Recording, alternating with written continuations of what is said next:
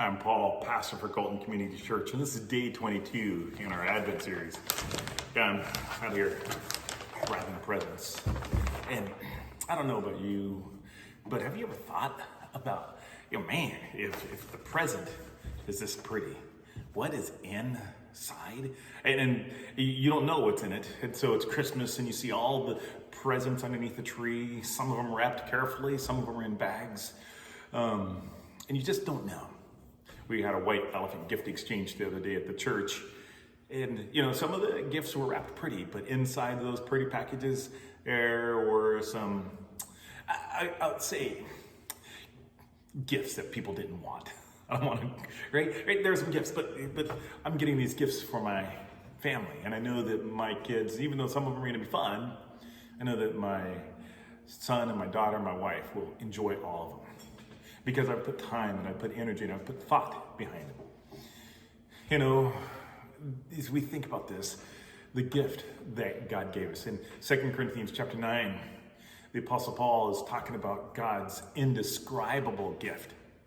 The gift is so great, so wonderful, so fantastic that he uses the word indescribable. He can't even begin to tell you how wonderful, how glorious, how magnificent, how marvelous that gift is that God gave us.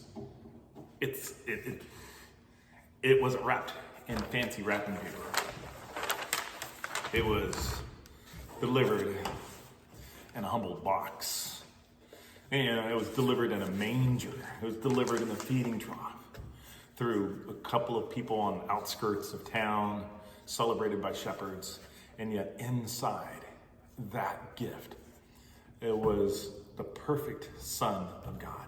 There's that song that says, "Mary, did you know?" And it asks a bunch of questions. And the truth is, Mary had no clue. Mary didn't know. All she knew was the promise that the angel gave her.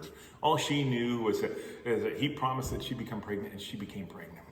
He promised that the son that she was going to be delivering would have a magnificent, would redeem the people. Oh, there was great hope in the child, but did she know the journey that child would have to go through to accomplish his purpose? Absolutely not.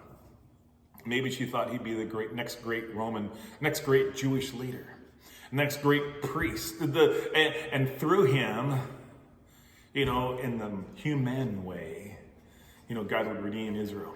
But no, God had a bigger plan. God wanted to save you and me. So in the brown box of Christmas, Christ was born. So this year as you get gifts, and the gifts are all wrapped, all fancy, all pretty, in fancy wrapping paper, remember that the Savior wasn't wrapped in fancy wrapping paper. He was simply delivered in a humble box, simply delivered in a mark of great humility. And that, my friends, is indescribable. All right, that's it for today. We're going to look forward to seeing you again tomorrow. Have a blessed day, and God bless you as you ponder the humility of the Savior. Okay, bye-bye.